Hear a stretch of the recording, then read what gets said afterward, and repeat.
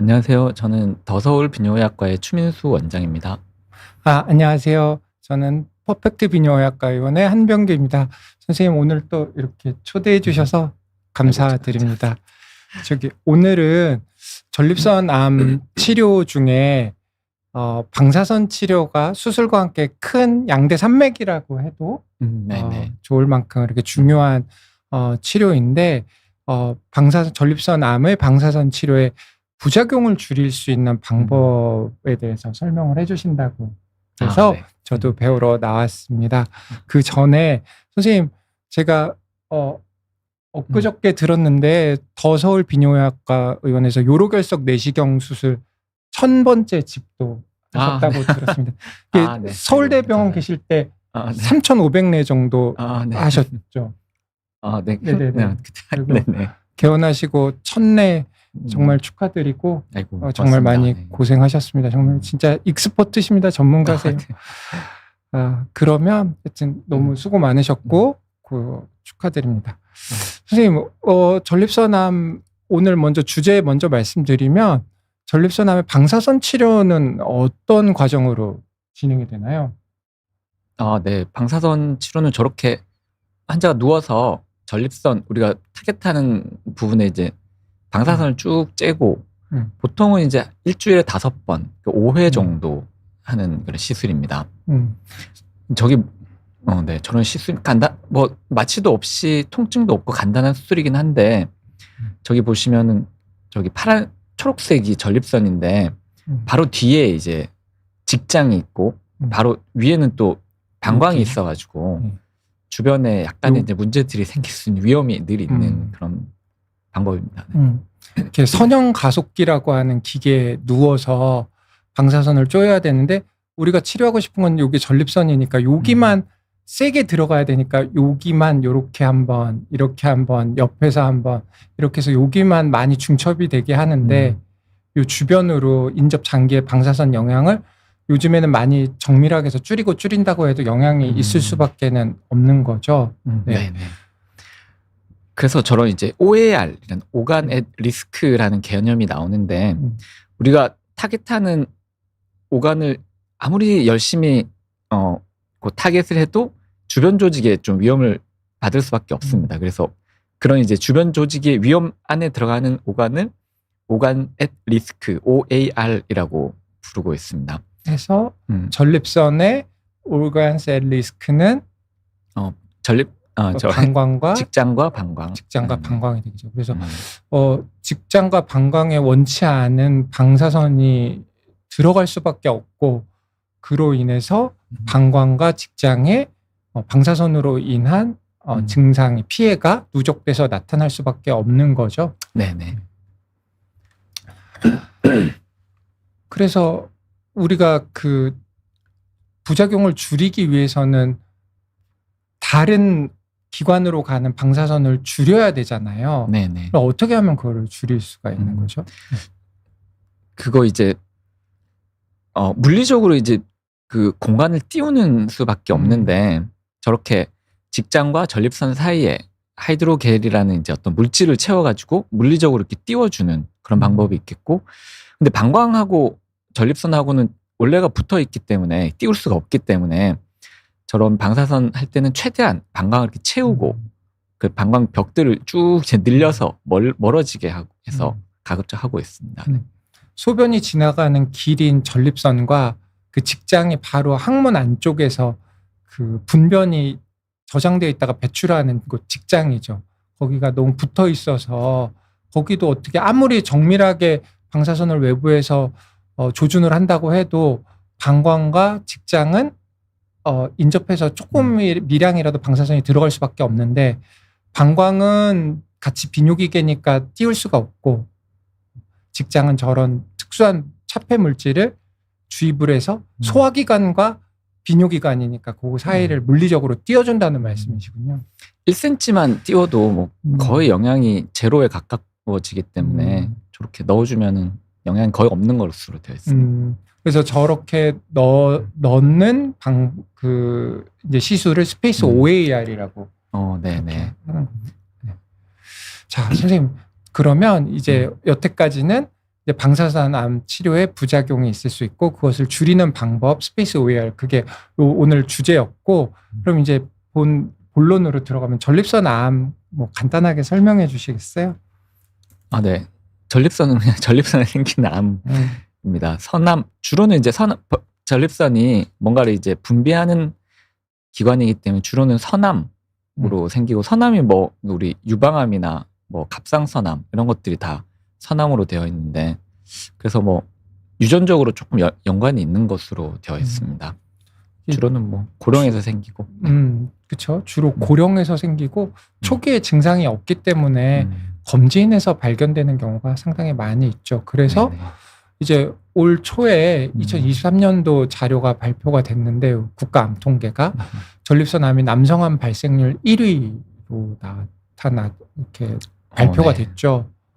네, 갑자기 이렇게 확 뛰어가지고 저희들도 깜짝 놀랐는데 저게 2023년도인데 2024, 2025, 2026 되면 훨씬 더 차이가 확 벌어지지 않을까. 격차 더 빠른 속도로 늘어날 것이라고 그렇게 예상이 되어지죠. 그러면 우리나라에서 왜 이렇게 많이 늘어났을까요? 전립선암이. 전립선암은 원래 이제 고령 환자에서 생기는 암이라 고령화되는 게 가장 큰 것 같습니다. 뭐 그 외에는 미국에서도 그러는데 PSA라는 좀 좋은 검사가 나오면서 갑자기 폭발적으로 그 숨어있던 전립선암을 찾아내기 진단이 확 증가하는 그런 것도 있는 것 같고 뭐 그 식습관 같은 것도 영향을 미치고 그런 것 같습니다. 여기서 잠깐 이게 질문 주신 실버선님, 도서남매맘님 너무 감사합니다. 근데 이제 도서남매의 어머니인가 봐요. 도서남매맘님 질문을 여기서 내용에 관련된 걸 주셔서 안녕하세요. 피검사에서 전립선 특이항원 PSA 수치가 높게 나왔는데 무조건 전립선 암인가요? 전립선 염이나 비대증 때문에도 높게 나올 수 있나요? 너무 잘하시네요. 선생님 말씀해 주시면.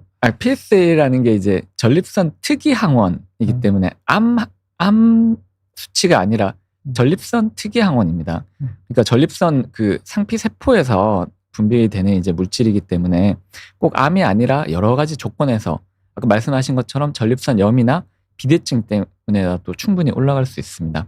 근데 전립선 염이나 비대증, 특히나 비대증은 뭐 10cc당 1 정도는 우리가 용인할 수 있는데 뭐 만약에 전립선이 100이라면은 10까지는 이것 때문에 올라갈 수 있겠다 이렇게 생각할 수 있는데 더 높게 올라가면 이제 그 다음 거를 좀 의심해야 되고 그리고 전립선 염이나 전립선 비대증은 일시적으로 잠깐 올라갔다가 대부분 떨어지는 그런 경향을 보이는데 뭐 몇 번 연속으로 오르면 그거는 이제 암으로 좀 의심을 할 수 있겠습니다. 연령도 중요하고 수치도 중요하지만 일단 한 번 올라갔다는 것보다는 반복해서 재검해서 계속 높은 거는 안 좋을 수 있으니 그 다음 단계 정밀한 검사를 좀 해보는 게 좋겠습니다. 염이나 비대증 때문에도 충분히 올라갈 수는 있습니다. 자, 목장길따라님, 실버선님, 오영도님 이렇게 댓글 달아주셔서 너무 감사드립니다. PD님 저희 다시 슬라이드 주시겠어요? 질문이 2개가 더 들어왔는데 그거는 또 이따 내용이 있으니까 내용 나올 때 또 말씀드리도록 하겠습니다.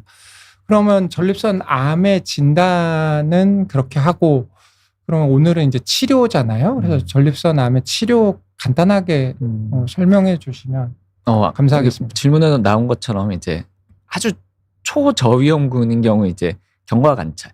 경과 관찰이 그냥 관찰이 아니라 우리 액티브 서베일런스라고 적극 능동적 감시. 능동적 감시. 우리 늘 이제 관찰하면서 이게 변하나 안 변하나 보는 단순 경과 관찰은 아니고 그런 거가 있고 그다음에 수술, 방사선, 뭐 호르몬 치료 이런 것들이 있겠습니다. 근데 여기 이제 뭐 병기에 따라서 다르기 때문에 다음 좀 넘어가시면 우리가 뭐 1기, 2기, 3기, 4기 뭐 이런 걸로 나누는데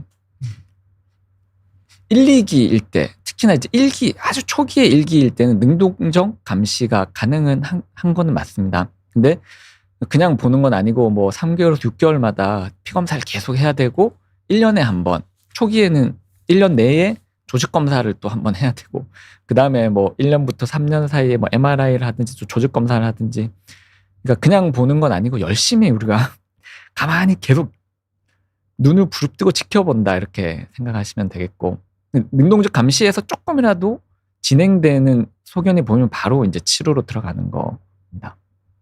그 외에 이제 수술적 치료, 방사선 치료 뭐 그런 것들이 있겠고 그 다음에 암이 전립선에서 조금이라도 퍼지면 이제 3기가 되는데 그런 경우는 수술을 최근에는 하는 경우도 있지만 주로는 방사선 치료나 그 호르몬 치료 등의 약물 치료가 주가 되겠고 멀리까지 전이 되는 4기 되면 호르몬 치료나 뭐 화학요법 그런 것들이 있겠습니다. 근데 호르몬 치료를 하다가 호르몬에 이제 그 저항성이 생기면은 이제 여러 가지 이제 요즘에는 뭐 2차 호르몬 치료, 3차 호르몬 치료까지 나오기는 하는데 저렇게 거세 저항성 전립선 암이 되면은 그 다음에는 이제 항암 치료로 넘어가는 그런 이제 치료법이 되겠습니다. 그래서 그래서 요약하면은 전립선 아주 초기고 순한 경우에는 악성도가 높지 않은 경우에는 전립선 암은 진행이 굉장히 느리기 때문에 얘네가 얌전하게 있을 걸로 예상이 되는 그런 환자들 같은 경우에는 악화가 되냐 안 되나만 살펴보는 아무런 치료하지 않고 살펴만 보는 적극적 감시, 능동적 감시를 하고 수술로 제거를 할 수 있는 상태일 때는 수술을 하고 수술을 하기가 어렵거나 수술을 원치 않는 환자 이렇게 많이 퍼져 있지 않은 경우에는 방사선 치료를 해도 수술과 비슷한 정도의 효과를 얻을 수 있고 그리고 이미 몸 밖으로 전립선 바깥으로 퍼져서 다른 곳에 가 있다. 그러면 수술이나 방사선 치료를 해도 이미 다른 곳에 암세포가 남아 있다라면 전신적인 치료, 항암 치료를 해야 되는데 호르몬을 차단하면 암이 일시적으로 퇴축되니까 일단은 호르몬 치료를 하고 호르몬에 안 듣는 때가 오면 그때는 약물 치료를 한다. 그 정도로 정리를 할 수가 있겠네요. 그러면 수술은 요즘에는 거의 다 다빈치 로봇. 네. 서울대병원 같은 경우는 99% 다 다빈치 로봇을 하고 아마 거의 대부분이 다 그렇게 할 것 같아요.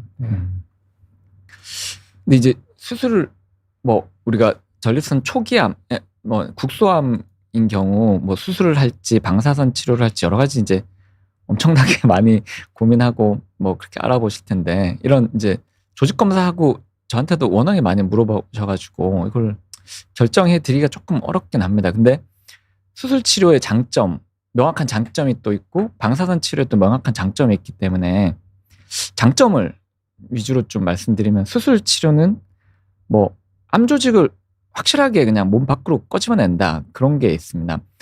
다른 방사선 치료나 호르몬 치료, 항암 치료는 몸 안에 놔두면서 언제든지 이제 진행할 위험이 있는데 수술 치료는 몸 밖으로 제거해서 확실하게 제거한다. 그게 이제 가장 큰 장점이고 그 다음에 더 중요한 장점이라고 볼 수 있는 게 그 검체를 꺼집어내서 진짜로 이 병기가 맞느냐. 우리가 수술하기 전에는 이게 임상 병기라고 검사상 MRI나 그런 것들로 간접적으로 이렇게 병기를 설정할 수밖에 없는데 수술로 병소를 끄집어내면 이게 진짜 전립선 밖으로 피막에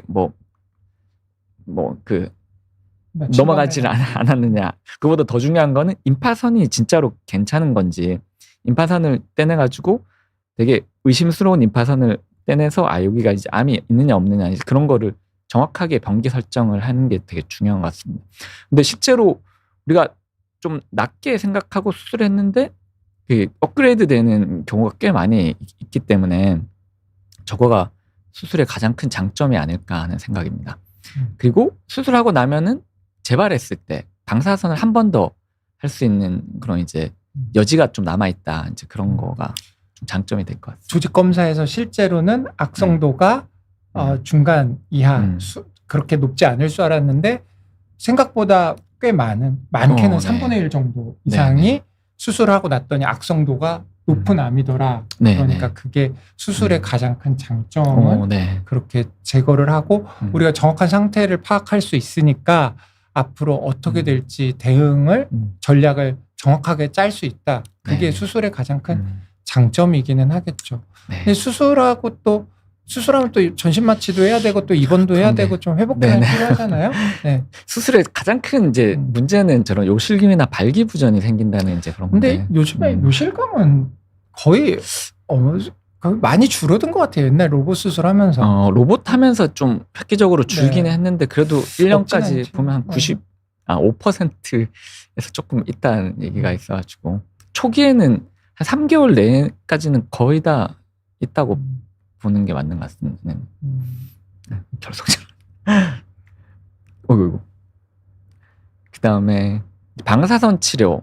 방사선 치료는 뭐 수술하고 나면 너무 아플 것 같다. 아니면은 뭐 입원을 며칠간 해야 된다. 그리고 또 배를 열어야 된다. 이런 이제 걱정들이 되게 많으신데 방사선 치료는 이제 그런 걸 안 하고 그냥 누워서 여기다가 빗만 쭉 쬐고 가면 되니까 하나도 아프지 않고 뭐 마취도 안 하고 그런 이제 큰 장점이 있는 것 같습니다. 근데 사실은 방사선 치료가 처음에는 그렇진 않은데 이게 누적되면 좀 환자가 좀 이게 체력적으로 네, 이렇게 좀 맞습니다. 만만한 치료는 아닌 것 그게 같아요. 이제 단점 중에 하나인데 네. 방사선의 장점은 마취가 필요 없다. 마취 되게 무서워하는 분도 많고 리스크가 있는 환자분들도 있죠. 네네. 그리고 오늘 뭐 저희 병원에도 한 분 오셨는데 폐 기능이 워낙에 안 좋아가지고 마취 자체가 좀 어려운 분도 있긴 그렇죠. 있어요. 이거는 부위마 치료는 할 수 없는 수술이니까 전신 마취가 꼭 필요하죠. 네. 그리고 항혈전제를 늘 드셔야 되기 때문에 이거는 뭐 항혈전제 끊을 수 없다. 그러면 마취가 아예 안 되거든. 그런 경우는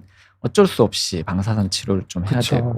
심장이나 뇌 혈관 질환 때문에 스텐트를 갖고 계시거나 부정맥이 있어서 네. 항응고제나 항혈전제를 끊기가 어려운 경우는 수술이 과연 그만한 위험을 감수하고 할 필요가 있냐 심각하게 해봐야 되고 가장 중요한 건 이따 말씀하시겠지만 방사선이 꽤 좋아요. 잘 들어요. 그죠? 네. 네네네. 결과는 거의 비슷한 걸로 되어 있기 때문에. 그리고 이 얘기 하시려고 선생님 아까 수술 부작용에 요실금 얘기하신 거죠?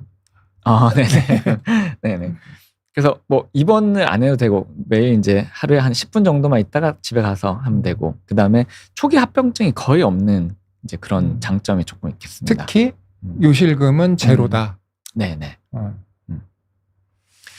근데 이제 좀 안 좋은 거는 뭐 한 5주 정도를 받아야 되기 때문에 뭐 진단하고 뭐 이런 거 검사 다 서울대병원에 해놓고 실제 치료는 이제 집 가까운 병원에서 해야 되는데 이제 그런 뭐 그래도 상관은 없는데 그래서 어떤 분은 뭐 서울에 아예 그냥 집을 마련해서 이제 거기서 왔다 갔다 하는 분도 있고 뭐 좀 그런 것 같습니다. 이것도 이제 방사선 종양학과 전 교수님 전문의 선생님이 처방을 하시는 거거든요.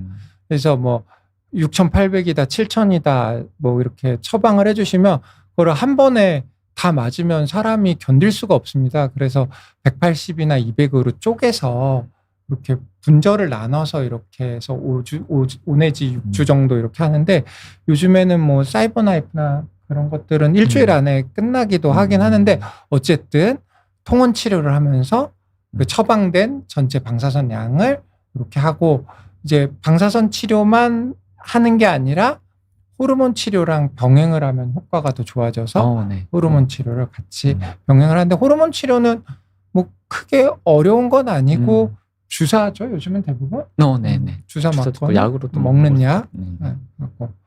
그런데 이제 방사선 치료의 부작용은 뭐가 있을까요? 그쵸, 바로 아까 계속 말씀드린 직장이 바로 옆에 있기 때문에 직장염.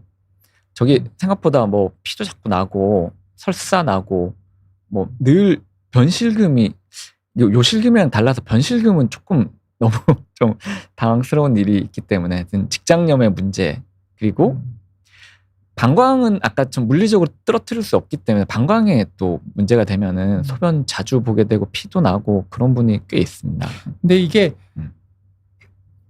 좀 방사선의 특이한 부작용이지 이게 그렇게 많이 심하고 요즘에는 많이 정밀해져서 예전보다는 많이 줄기는 줄었습니다. 그래서 그렇지만 저런 것들이 있을 수 있고 방사선의 장점이자 단점인 게 이게 치료 효과가 누적돼서 나타나기 때문에 부작용도 나중에 누적돼서 나타날 수가 있거든요. 그래서 지금은 괜찮더라도 후기에 나타날 수 있어서 수술은 초기에 힘들지만 나중에 회복될 수가 있고 방사선은 초기에 괜찮지만 후에 저런 부작용이 나타날 수 네네. 있다라는 게 이게 딱 대비가 되는 그런 것 같아요.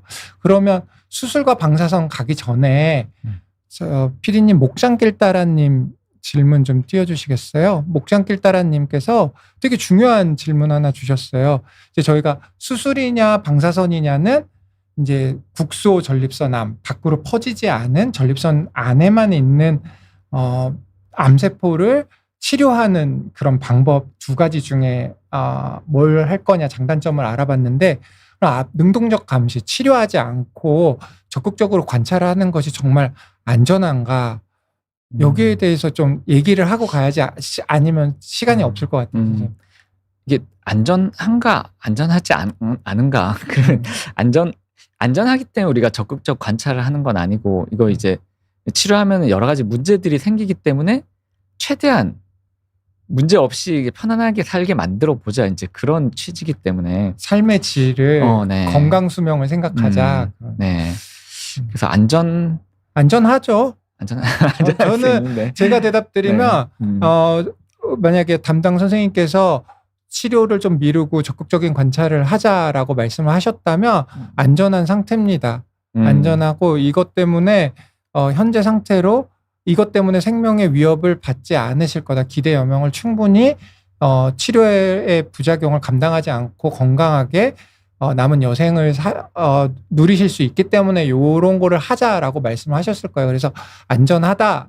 단 여기서 더 진행하지 않을 경우 그렇기 때문에 진행을 할지 안 할지 아까 선생님께서 말씀하셨듯이 그죠? 조직 검사를 반복해야 될 수도 있고 MRI를 또 찍어야 될 수도 있고 PSA도 오랄 때 와서 해야 되고 그래서 제가 답변을 드린다면 물론 원론적으로는 선생님께서 말씀하신 말이 맞지만 담당 의사 선생님께서 적극적인 치료를 하지 말고 능동적인 감시를 하자 적극적 관찰을 해보자라고 하신다면 그 상태는 안전한 상태라고 받아들이시고 믿고 따라 주셔도 치료에 합병증과 그런 치료에 따른 리스크를 위험을 지지 않으시고 건강하게 지내실 수 있다라고 저는 맞는 말씀.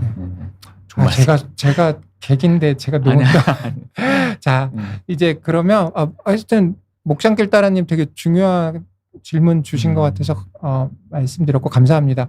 그럼 이제 정면 승부라고 이렇게 써주셨는데 그러면 한번 비교를 한번 수술과 방사선 치료 국소 전립선 암에서 어떤지 좀 설명 부탁드립니다. 아까 뭐 말씀드린 것처럼 이제 로봇 수술은 전신 마취가 필요하고 배를 이제 열어야 되기 때문에 뭐 통증도 조금 있고 입원도 필요하지만 이게 안 좋은 것만 먼저 말씀드렸는데 방사선 치료는 뭐 마취 없고 뭐 통증도 없고 하지만 이제 매일 내원을 해야 된다. 그리고 치료 기간은 뭐 한 달에서 2달 뭐 그 정도 주로 5주 정도 되는 것 같습니다. 근데 로봇 수술은 암세포를 확실히 제거를 하기 때문에 훨씬 더 좀 추적 관찰하기가 또 직관적이고 그리고 뭐 아까 말씀드린 것처럼 병기도 확실하게 알 수 있고 하지만 요실금이라는 좀 문제들이 초기에 생긴다. 근데 요즘에는 로봇 수술로 정밀하게 하기 때문에 많이 줄었습니다. 그리고 재발할 때 방사선 치료를 추가할 수 있다는 건 아주 큰 장점이 있고 굉장히 큰 장점이죠. 네네.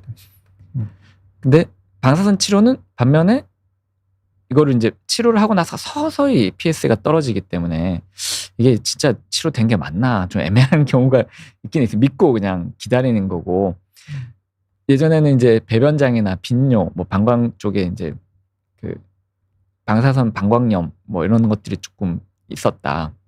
그리고 방사선 치료는 한번 했을 때 만약에 재발했다. 그런 경우 수술하기가 너무 어렵습니다. 그래서 수술은 거의 안 된다고 봐야 되기 때문에 뭐 그 다음에는 이제 약물 치료로 가야 되는 좀 그런 문제가 좀. 그래서 비뇨기과 의사들은 수술을 할 수 있을 때는 수술하면 더 좋다. 왜냐하면 나중에 재발했을 때 방사선 치료라는 그런 카드가 하나 더 있으니까. 그렇지만 방사선 치료도 굉장히 성적은 좋아요. 네, 성적은 거의 똑같다고 볼 수 있어요. 부작용 먼저 말씀해 주셨는데 수술 초기에는 요실금이 좀 있지만 방사선은 뭐 3%라고 하셨는데 거의 여기 이렇게 해주시는 게 없다라고 봐야 되고 수술 후기에 배변장애는 수술 같은 경우는 거의 없는데 후기에 이제 이게 직장염이 방사선 직장염이 발생을 늘어나는 거죠. 발기부전은 또 중요한 부작용이잖아요. 삶의 질을 좌우하는 수술하고 나서는 뭐 발생 확률이 뭐 여기 25%에서는 75% 저렇게 너무 이게 레인지가 넓은데 그거는 이제 수술 전에 발기 기능에 따라서 저렇게 되는 겁니다. 수술 전에 발기 기능이 좋은 분은 금방 돌아오고 초기에는 발기 기능이 확 떨어지는데 다시 돌아오는 이게 회복이 되는 거거든요, 수술은. 근데 수술 전에도 발기 기능이 안 좋았으면은 좀 돌아오기 약간 어렵고 뭐 그렇게 되겠습니다. 근데 방사선 치료는 초기에는 이제 그런 일이 거의 없다가 서서히 이제 좀 생기는 걸로 되어 있습니다. 여기 이제 그래프를 보면은 저렇게 수술은 직후에 훅 떨어졌다가 수술 직후에 훅 떨어졌다가 점점 이제 회복이 되는데 방사선은 오히려 서서히 안 좋아져서 결국은 비슷한 양상을 보이게 저렇게 된다고 보고되고 있습니다. 그런데 장기적인 뭐 결국은 이 치료라는 게 암을 얼마나 효율적으로 없앨 수 있냐 그건데 장기적인 두 가지 이제 암 성적만 봤을 때는 거의 비슷하다 그렇게 돼 있습니다. 사실은 이게 제일 중요한 거겠죠. 장기 생존율은 거의 차이가 없다. 수술을 하거나 방사선을 하거나. 근데 예전에 한 20년 전보다는 수술이 훨씬 좋아졌고 방사선 치료도 그 못지않게 좋아졌고 그렇지만 이런 각각 치료에 따른 특징과 부작용들은 여전히 그런 것은 내재적으로 남아있다. 그래서 뭐가 좋다 안 좋다 이렇게 얘기하기는 어렵고 이런 장단점이 있는데 지금 상황에서는 맞습니다. 뭐가 제일 좋을까를 선택하는 것이 좋죠. 서로에게 자기 이제 뭐 가치관에 따라서 나는 뭐 이게 좋겠다 저게 좋겠다. 근데 실제로는 뭐 우리나라 전체로 봤을 때는 한 60% 정도는 수술을 하고 한 20%에서 25%는 방사선 치료하는 것으로 되어 있습니다. 사실은 건강 지병이 특별히 혈압, 고혈압 조절 잘 되는 당뇨 그 정도 없으시면 한 70대 후반까지는 요즘에는 수술이 워낙 빠르고 안전해지고 마취 기술도 좋아져서 수술을 먼저 일단은 생각하는 것 같고 연령이 너무 많으시거나 수술 자체를 별로 안 좋아하시는 분들이 있으세요. 그러면 이제 방사선 치료하시는 것 같고 능동적 감시, 적극적 관찰도 아까 목장길따라님 말씀 주셨지만 한 10% 꽤 되기 때문에 사실은 저게 이제 과잉 진단과 과잉 치료를 피할 수 있는 것 중에 하나가 적극적 관찰을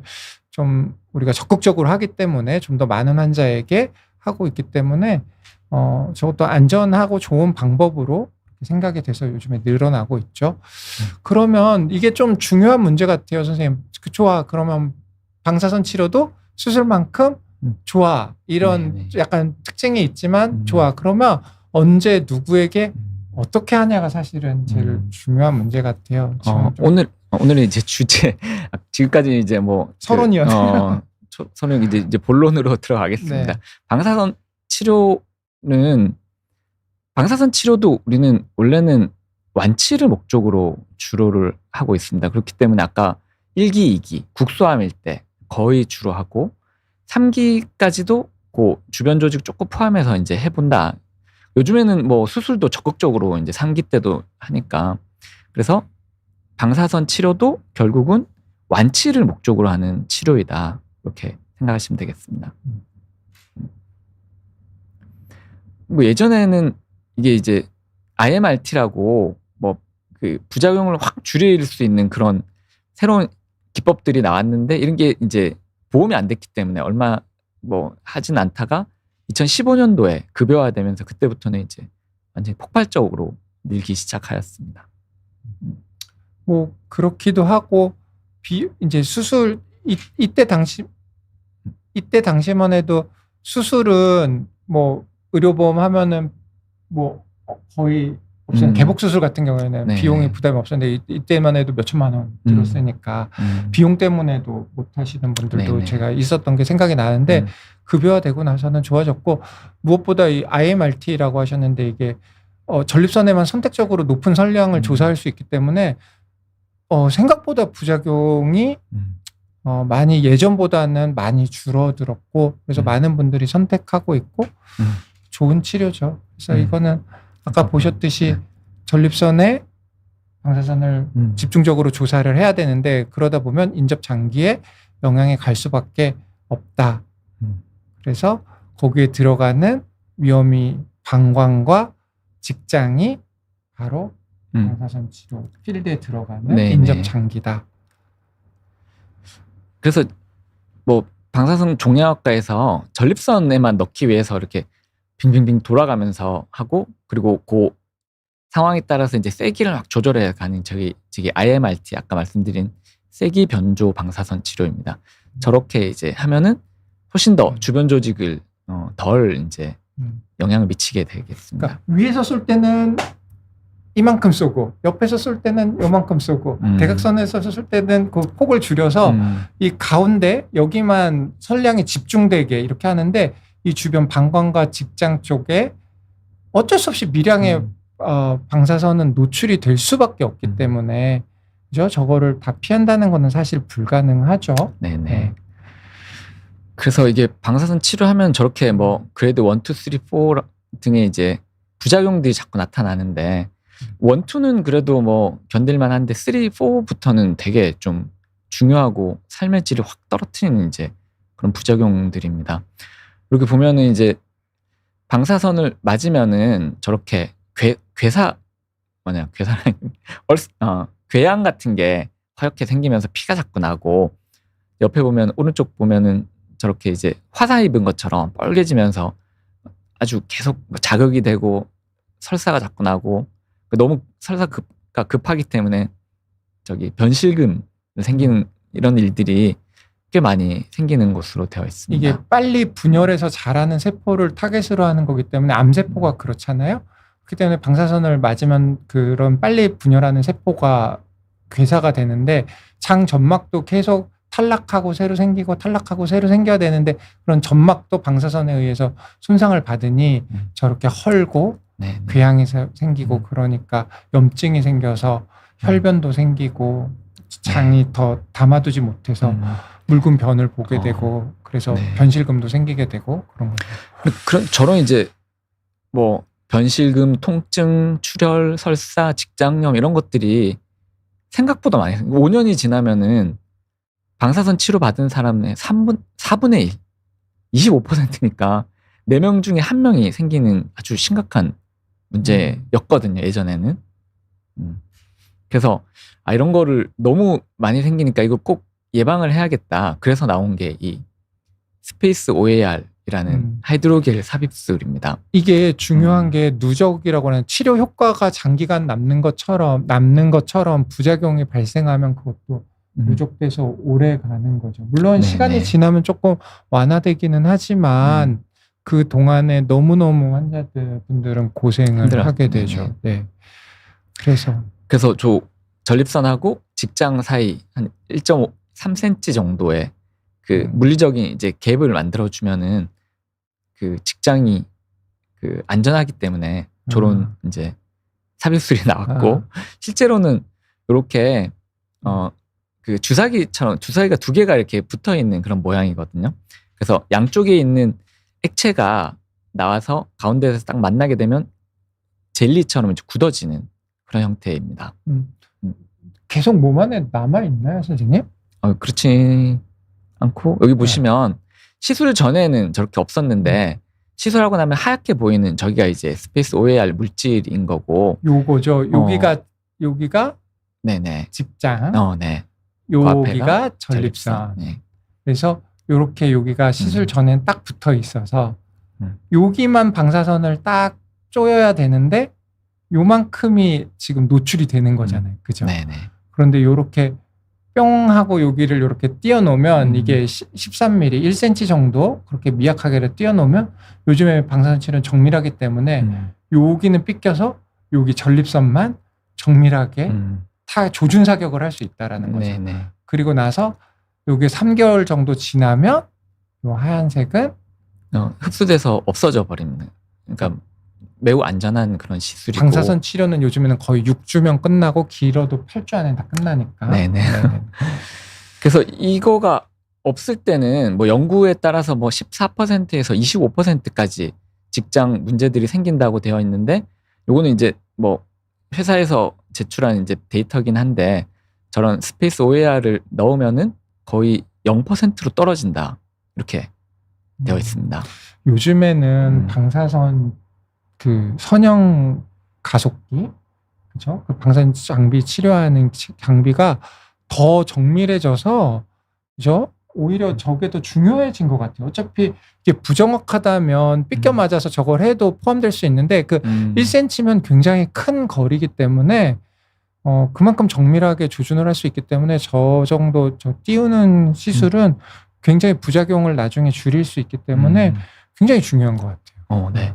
저렇게 함으로써 직장 부작용이 확 줄어들기 때문에 삶의 질이 엄청나게 좋아지고, 그리고 경우에 따라서는 이제 전립선에 조금 더 높은 선량을 줄 수 있습니다. 그 부작용이 그렇죠. 거의 없기 때문에 조금 더 강하게, 예전에는 부작용이 무서워서 약하게 줬다면은 요즘에는 부작용이 거의 없어지면서 더 세게, 그렇죠. 그러면서 이제 치료 기간을 조금 줄일 수, 아까처럼 뭐 제주도에서 와야 된다, 그런 분들은 하루하루가 이게 다 비용이기 때문에 조금 더 강하게 주면서 기간을 좀 줄일 수도 있고. 맞아요. 네. 방사선도 60을 주는 것보다는 80이 주는 게 훨씬 효과가 좋은데, 이제 벼룩 잡자고 초과상관 다 태울 수는 없으니까 네. 무작정 선량을 높일 수는 없었는데, 정밀하게 타겟을 하고 직장을 피할 수 있으면 선량을 좀 더 높여서 치료 효과를 더 좋게 할 수 있는 그런 장점도 있는 거죠. 이게 네. 부작용만 피하는 게 아니라 치료 효과도 좋게 할 수 있다. 그리고 무엇보다 삶의 질을, 치료 후에 삶의 질을 보존할 수 있다. 이런 거죠. 그래서 선생님, 이게 네. 사실은 요 시술 한 지가 얼마 안 됐잖아요. 이게 우리나라 들어온 지가 그렇게 오래는 안 됐고, 네. 지금 하고 있는 데가 서울 시내에서는 국립암센터하고 세브란스 병원하고 삼성서울병원, 서울순천향병원, 그리고 개인 병원에서는 유일하게 선생님이 하고 네. 계시죠. 네. 그래서 실제로 어떻게 하는 건지 제 비욘디에서는 이게 처음 소개하시는 것 같아요. 그래서 어떻게 하는지 시술 과정이랑 절차를 좀 알려주시겠어요? 저렇게 이제 회원부 쪽으로 들어가야 되기 때문에 실제로 이제 직장하고 전립선 사이에 그 바늘이 한 5에서 6cm 정도 좀 들어가야 되거든요. 그렇기 때문에 저 과정이 약간 아플 수가 있습니다. 그래서 다른 데는 그냥 국소 마취로 하는 데도 많은데, 저희는 좀 척추 마취하고 수면 마취해서 아프지 않게 저렇게 조금 하고 있습니다. 그리고 시술 시간 자체는 한 5분도 안 걸리거나 한 2, 3분에 끝나는 거고, 뭐 준비하는 시간하고 마취 깨는 시간 하면 한 2시간 정도 걸릴 겁니다. 항문 쪽에다가 이렇게 초음파를 삽입을 하고, 네네. 이제 이게 낭심아래 회음부로 바늘을 찔러 넣어서 직장과 전립선 사이를 찾아서 네네. 거기에다가 아까 보셨던 그 주사 용액을 2개를 같이 네네. 주입을 하게 되면 이게 쭉 뛰면, 이게 실시간으로 이게 하는 게 보이나요? 네네. 이따가 잠깐 여기 초음파 어디 갔나? 이게 실제 주입 과정인데, 여기 보면은 이 초음파 사진이거든요. 아이고. 여기 보면은 여기가 이제 바늘이 이렇게 하얀색 이게 뾰족하게. 전립선이고 여기 밑에가- 직장인데, 네. 요 사이로 바늘이 이렇게 쏙 들어가고 있습니다. 끝까지 이제 들어가서 여기 잘 들어갔는지, 이게 가운데로 센터로 잘 들어가. 여기 이제 뾰족하게 움직여서 움직여보고 움직여서 이제 들어갔는지 이제 확인하고, 그 다음에 우리가 하얗게 보이는 게 바늘인 거죠? 네, 네네네. 맞습니다. 네. 그래서 여기에 이제 또 떨어지네요, 진짜. 여기 물을 살짝 넣어가지고 요 부분이 맞나, 그리고 잘 이제 박리를 한 다음에 여기서도 이제 박리가 잘 되는 거 확인하고, 그다음에 여기서 이제 요 액체를 쭉 주입하면은 쭉 들어가면서 이게 전립선하고 이렇게 진짜 이렇게 들어 올리는 것 같아요. 직장 사이가 쭉 벌어지면서 직장이 되게 안전한 상태로 변하는. 자동차 타이어 바꾸려고 이렇게 차 들어 올리는 네네. 것처럼 전립선이 이렇게 들어 올려지는 게 보이는데 네네. 이게 원래 전립선하고 직장 사이의 근막층이 데논빌리어스 근막이라고 맞습니다. 여러 층으로 네. 있잖아요. 그 위에 전립선 네. 하고 그 사이를 그 사이에 아예 맞습니다. 이렇게 딱 띄워놓는 네네. 거군요. 그걸 찾아서 들어가는 게 어렵거나 위험하진 않나요? 근데 이거가 이제 그게 기술인가요? 네. 원래는 이게 방사선 종양학과에서 필요한 시술이고, 근데 비뇨기과가 전립선이랑 그런 아나토미를 워낙에 잘 알기 때문에 시술 자체는 원래는 이제 비뇨기과에서 해야 되는데, 저희는 늘 이 전립선 초음파를 늘 보니까 실제로 비뇨기과 전문의라면은 어렵지 않게 할 수 있으실 거예요. 네네. 선생님이 많이 어렵진 잘하셔서 그런 거 않습니다. 아니에요? 이렇게 딱 직접 요만큼이 딱 띄어진 거죠? 네, 맞습니다. 네. 이렇게 진짜로 요만큼이 딱 1cm? 한 한 1cm 가까이 되는 거 한 7, 8mm 이상은 떨어진 것 같고 네네. 좋은 영상 자료 보여주셔서 감사합니다. 그게 근데 모든 시술에는 명과 암이 있잖아요. 모든 것에는. 그러면 대부분 안전하고 국소마 치료도 가능하다고 하지만 좀 아프기 때문에 선생님은 척추마취 살짝 하고 수면 마취해서 편안하게 하신다. 그렇게 하고 그런 게 있는데 좀 부작용이나 좀 안 좋은 점이 있나요? 부작용은 실제로는 거의 없는 것으로 되어 있습니다. 그 부분이 약간의 불편감, 출혈이나 감염은 아직 본 적은 없고, 요패도 본 적은 없고, 근데 하이드로겔이 약간 이상하게 들어가서 다시 한 분이 한 분 있고, 그 외에는 저희가 한 100례 정도 조금 넘었는데, 벌써요? 네. 아직 특별히 문제되는 분은 한 번도 없었습니다. 근데 옆에 보면은 중요한 부작용 사례, 저게 이제 전 세계적으로 한 건이 보고된 그런 부작용인데, 저기 그 직장의 점막층에 저거를 이제 잘못 주입해 버리면은 저런 식으로 점막이 괴사되고, 여기 말씀하시는 네. 괴사되면서, 근데 대장이 또 균이 많은 공간이다 보니까 저기로 이제 그 균들이 들어가서 폐혈증에 걸려서 사망했다는 보고가 한 건 있었습니다. 2024년도에. 참 정밀한 시술이고 사실 1cm만 띄면 된다고 했는데 그 층을 조심스럽게 잘 찾아 들어가서 정확하게 주입을 해야지 직장 안으로, 직장 벽에다가 주입이 된 거죠. 네네. 그렇게 되면 그냥 2024년도니까 아주 초기에 있었던 사고 같고, 저런 거를 방지하기 위해서 아까 이제 물로 살짝 그 부분을 이렇게 떨어뜨려 보고 이게 맞나 안 맞나 확인하고, 그리고 각도를 돌려서 또 보고, 이런 이제 안전 장치들이 지금은 다 개발되어 있습니다. 선생님, 이게 굉장히 중요하고 전립선 암의 방사선 치료를 앞두신 분들은 제가 듣기에는 이제 모두 하는 게 좋을 것 같아요. 네. 이거는 그런가요? 저는 반드시 해야 된다 이렇게 주장하는 편이고, 그리고 이게 보험이 또 되기 때문에 환자분들 비용 부담이 10만 원 조금 더 되기 때문에 이거를 안 할 필요가 저는 절대로 없다고 생각합니다. 그러니까 이게 이 약품 자체가 국산품이 아니고 다 미국에서 수입하는 거기 때문에 170만 원 정도 되지만 원가는 의료보험에서 커버리지를 해줘서 환자 본인이 내시는 돈은 20만 원 미만이다, 10만 원대다. 이거는 반드시 꼭 중요한 것 같아요. 네. 그래서 전립선 암 방사선 치료를 앞둔 환자라면 모두 하는 것이 좋습니까? 매우 저는 매우 권장을 하고 싶습니다. 반드시 하는 것이 중요하다. 저도 그런 것 같아요.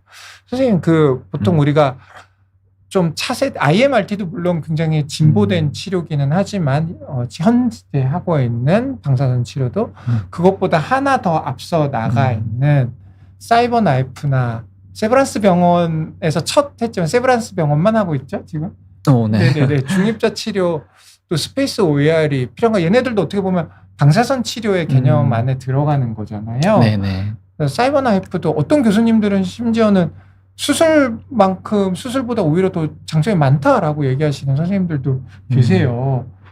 스페이스 OAR 필요한가요? 근데 이론적으로는 원래는 이제 안 해도 되는 그거를 안 해도 되기 때문에 저렇게 이제 큰 비용을 들이긴 하는데 얘네들은 더 정밀하게 타겟할 수 있고 네네. 깊이를 조절할 수 있기 맞습니다. 때문에 네네. 안 해도 된다. 원칙적 이론상으로 안 해도 된다. 그런데 되게 열심히 하시기 때문에 조금이라도 뭐 0.001%의 위험도 줄이고자 스페이스 OAR을 다 하시는 것 같아요. 그렇죠. 이론상은 그렇지만 한 번이라도 생기면 환자분은 너무 고생하니까. 근데 이게 스페이스 OAR이 그렇게 위험하거나 힘든 거라면 생각을 해봐야겠지만 그렇지 않고 안전하고 비용도 얼마 안 하요. 불편하고 위험하지 않기 때문에 이런 시술 전에는 좀 하면 좋겠다라는 거고. 선생님 이제 아까 오늘 얘기는 이제 스페이스 OAR이고 스페이스 OAR은 직장, 배변과 관련된 부작용을 줄이기 위해서 하는 건데 방사선 치료하고 나면 방광도 문제잖아요. 방광도 많이 그거 한 2분 안에 문기면서 해주셔야 질문 대답할 수 있을 것 같아요. 네. 방사선 방광염은 왜 생기나요? 방사선이 전립선이 또 방광하고 딱 붙어 있기 때문에 어쩔 수 없이 방광 점막에 영향을 미칠 수밖에 없고 저렇게 이제 방사선 받게 되면은 방광에 있는 점막도 당연히 이제 손상이 되게 돼 있습니다. 특수하게 그게 개그층이라는 GH라는 그런 층이 우리 특히나 글라이코스 아미노글라이칸 레이어라고 하는데 줄여서 이제 개그층이라고 하는데 그게 원래는 이제 물리적인 방어 방광을 방어해주는 보호해주는. 네, 근데 그게 이제 손상이 되면서 방광도 계속 피가 나고 저런 분도 저희 외래에 꽤 있거든요. 방사선 치료하시고 방광에 그리고 타서 방사선에 방광이 타버려서 피가 나가지고 피가 나고 너무 아프고 소변 참지 못하고 그런 분이 있는데 그런 거를 예방하는 방법이 사실상 100% 예방하는 방법은 없지만 그거를 점막 보호제를 좀 주입하면은 조금은 줄어든다는 이제 그런 보고들이 있습니다. 아까 말씀드린 개그층이 파괴가 되니까 개그층을 보충해주는 그런 물리적으로 방광에 넣어가지고 그거를 이제 다시 코팅해주는. 그럼 이거를 언제 하는 게 좋나요?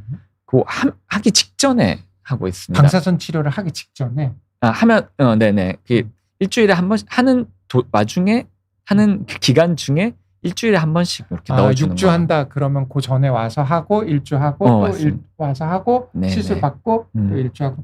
이거는 아픈 건 아니에요? 네.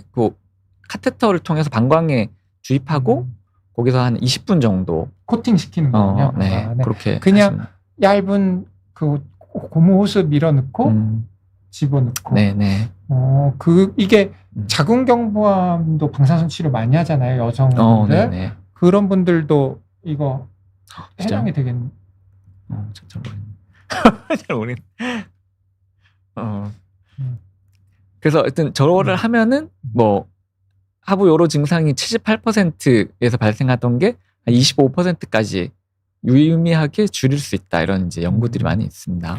그렇죠. 이것도 생기면 너무 고생하니까. 그렇죠.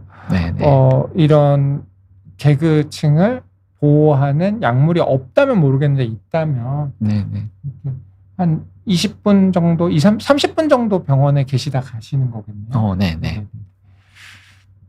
이거는 별로 그렇게 아까 스페이스 OAR은 바늘로 찔러야 되고 또 직장으로 잘못 들어가면 어떡하나 그런 것도 있는데 이거는 그런 거는 전혀 그렇지 않고 염려는 안 해도 될 것 같아요.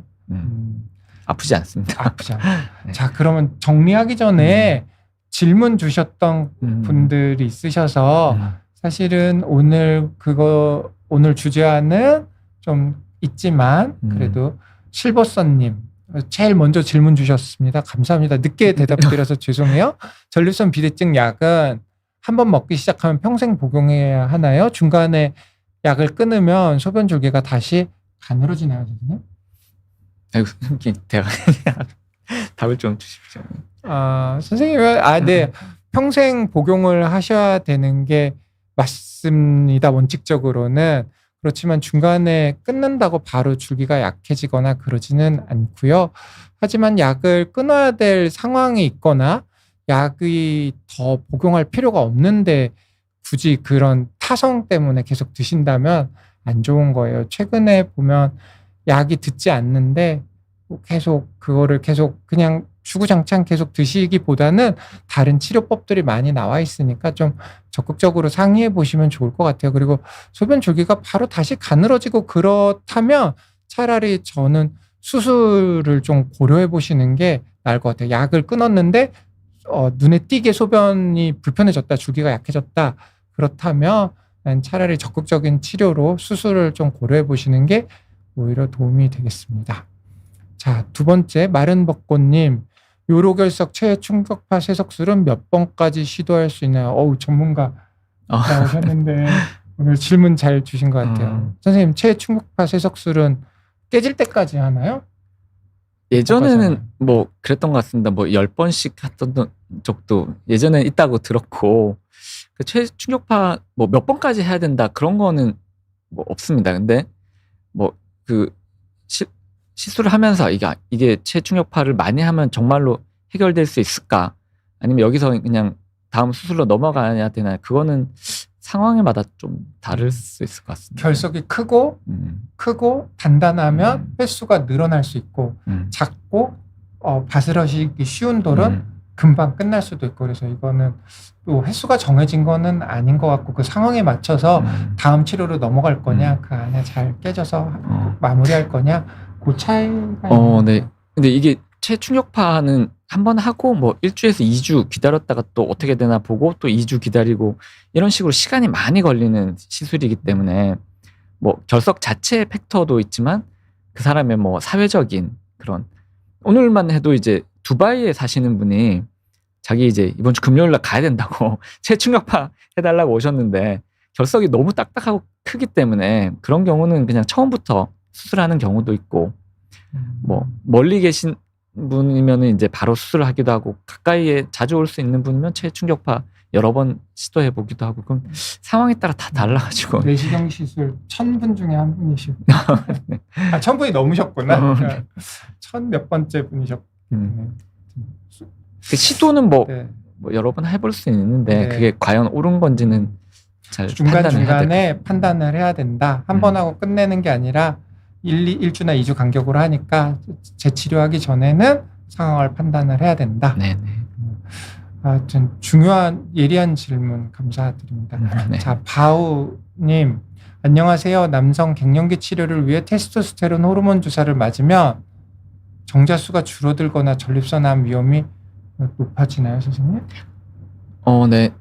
그래서 전립선암 자체가 남성 호르몬을 사실은 그 전립선암이 잘 자라게 하는 비료 같은 역할을 하기 때문에 전립선암이 우리가 진단되지 않은 전립선암이 있는 경우 그 성장 속도를 급격하게 확 높일 수 있기 때문에 주의를 해야 됩니다. 하지만 전립선암이 없는 사람이 호르몬 주사를 맞았다고 해서 암의 위험 자체가 높아지지는 않는 걸로 알고 있는데 맞습니다. 네.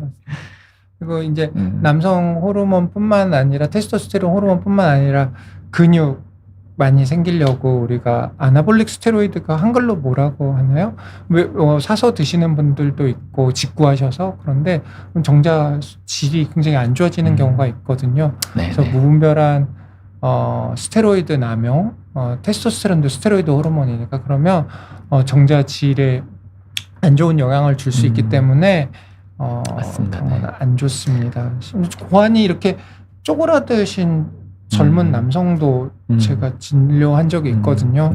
그래서 이게 테스토스테론이라는 게 일종의 변동이 아침에 높아졌다가 떨어지고 이런 이제 자극을 주기적으로 이렇게 받아야지 이제 고안에서 정자를 잘 만드는데, 테스토스테론 주사라는 게 일정하게 쭉 나가는 이제 그런 그 이 주기가 없어지기 때문에 그런 경우는 고안이 이제 자극을 못 받기 때문에 정자의 활동성이 확 줄어들 수 있습니다. 거의 거의 불임에 네. 가깝게 떨어지는 네, 경우가 매우 맞아요. 많이 있습니다. 조심하셔야 돼요. 음. 자, 오늘 질문 주셨던 목장길 따르님, 마른복권님, 바온님 그리고 다 감사드리고요. 그리고 이제 마지막 슬라이드 주시면 이제 선생님, 추민 선생님 오늘 네. 정리해 주시고 마무리해야 될 것 같아요. 네. 네. 이 스페이스 OER이라는 직장 보호제는 저는 선택이 아니라 진짜로 필수라고 생각하고 더 뭐 여유가 되신다면 방광 그 보호제도 같이 하면 더 좋을 것 같습니다. 그리고 이거를 하면은 확실한 임상 효과가 있기 때문에 하는 게 반드시 좋다. 그리고 정밀한 시술이 필요하다. 저는 네. 네, 당연한. 네. 이거 굉장히 중요한 것 같아요. 그래서 오늘 좋은 내용 소개해 주셔서 감사드리고 그리고 다시 한번 더 서울 비뇨의학과 요로결석 내시경 수술 성공적인 참례, 아이고, 네. 성공적인 집도 축하드리고 정말 고생 많으셨습니다. 아이고, 네, 고맙습니다. 오늘 시청해 주셔서 감사합니다. 저희 인사드리고 선생님도 인사 마무리 인사하시고. 네, 또 2달 후에 또 뵙겠습니다. 네, 감사합니다. 네.